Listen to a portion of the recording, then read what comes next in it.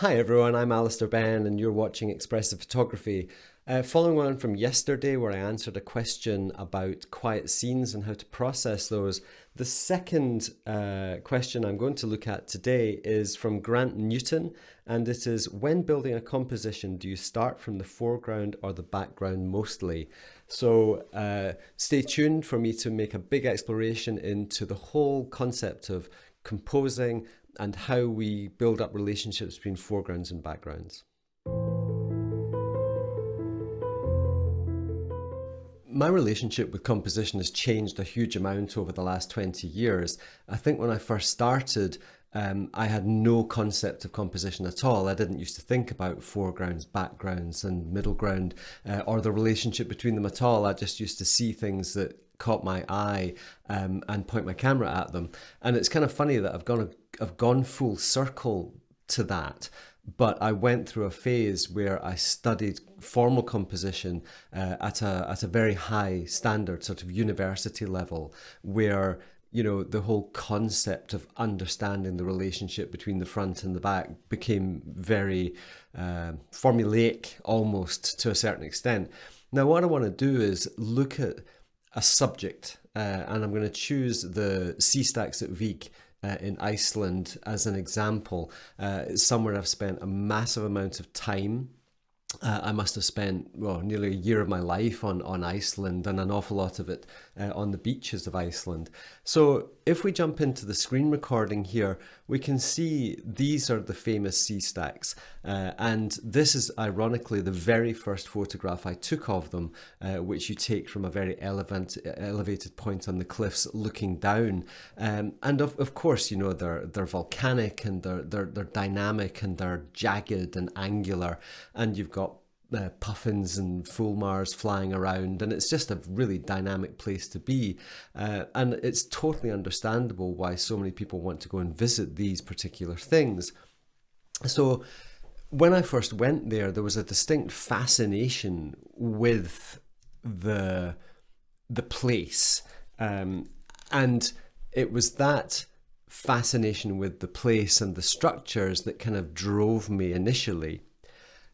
Now, this photograph was taken on the very first time I went to Iceland, and it has a classic foreground and background thing.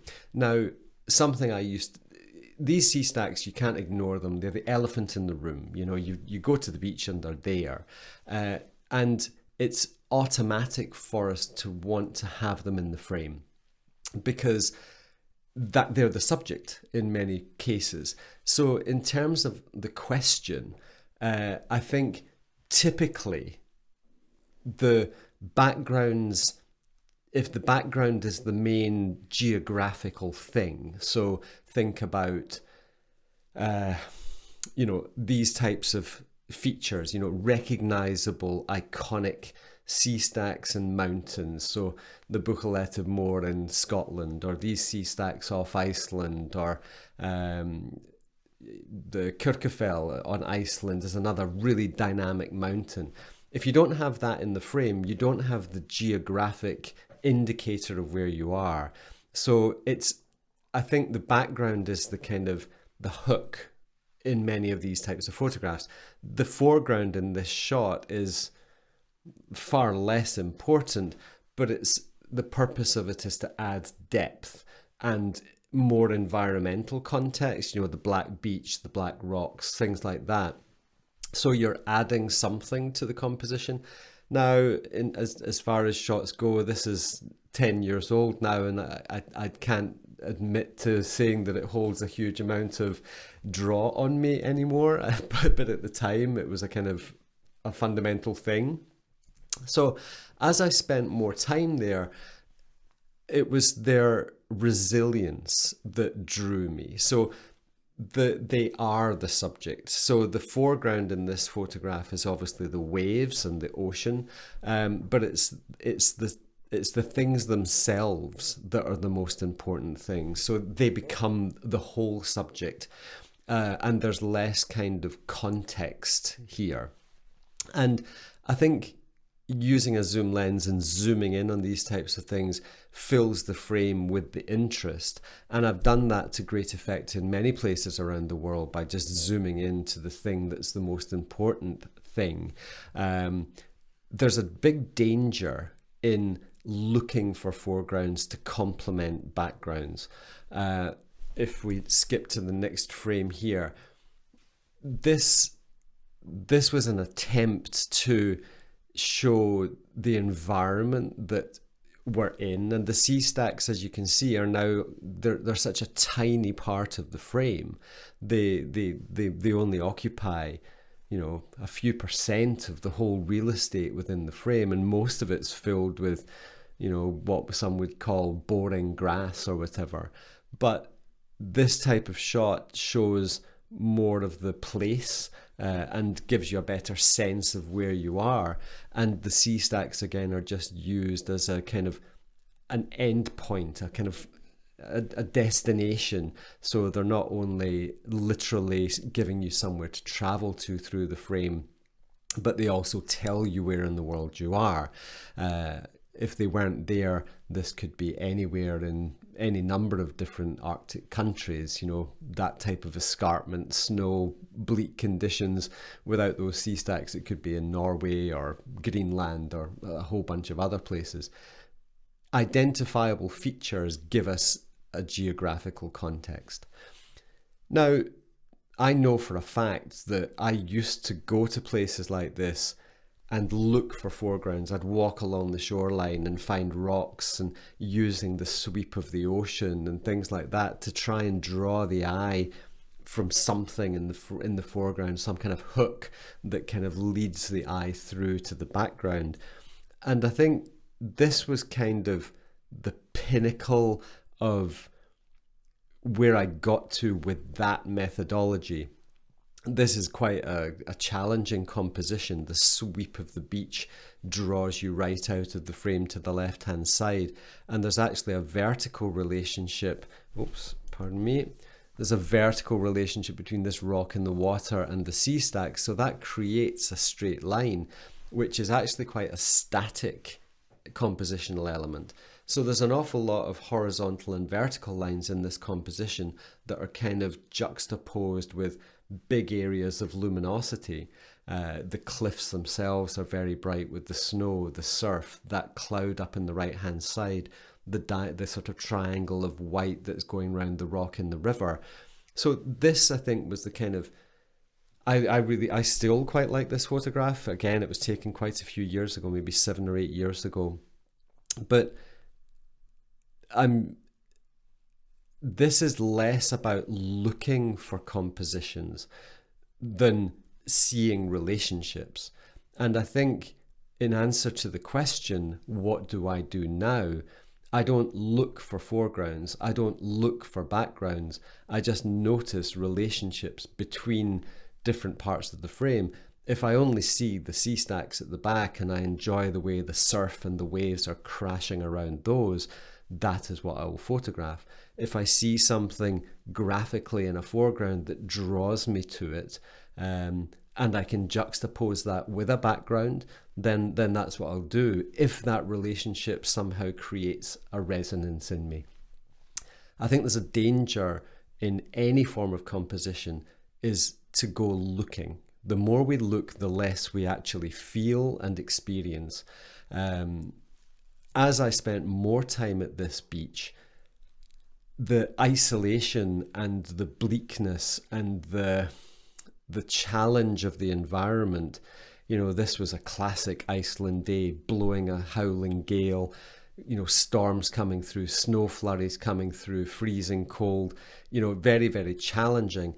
And by putting the sea stacks off there to the right hand side and just allowing the beach and the waves and the light and the clouds to, if you kind of took them out of it, it would still be an interesting photograph. But the sea stacks, because of their dynamic shape, they add the only really angular and graphical element in the frame.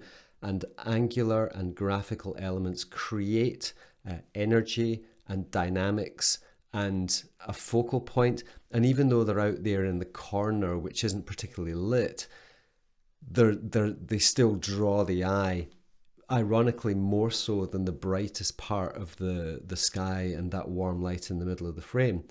So I'd like to think that photographs like this basically say you can do what you want. Compositionally, there's no rule of thirds being applied here. An awful lot of this photograph is sky, probably 70% or 80% of the frame is just sky. There's the way the landscape is being cut up into slices creates, well, I like it. I mean, I do really like this photograph, as I do the next one.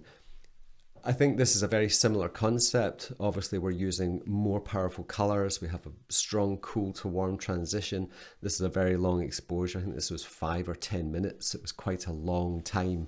And again, the sea stacks produce that stark dynamic element that is giving the photograph some kind of focus. So if you compare this photograph from the first photographs I was taking, where the sea stacks were a strong subject, the background was a strong subject, here the features themselves are being used as a purely dynamic element. It's less about them as a thing and more about them as a graphical element.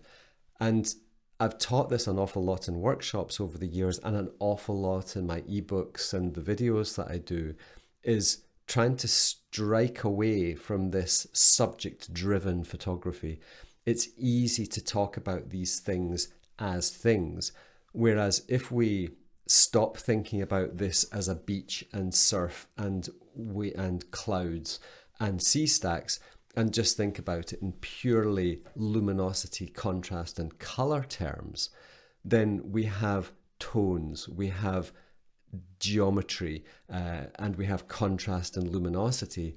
And those things are working together to have an emotional fingerprint that we feel. And it's less about the subject matter, because that could be a tree, or it could be a boat even. It could be anything that is an angular, dynamic, graphical thing. It could be a mountain. Doesn't matter what it is. It could even be an interesting shaped cumulonimbus cloud. Anything that will draw our eye to the dynamics of that area. So it's very dangerous for us to get driven by subjects and terms, labels, foreground, midground, background. It's all about feel, and it's all about luminosity and contrast, as always. This is a photograph taken at Vik Beach in Iceland, and the sea stacks aren't in it. It takes a certain amount of time at a location, I think, before you can begin to ignore the elephant in the room. And I don't know how many times I went to this beach before I stopped photographing the sea stacks.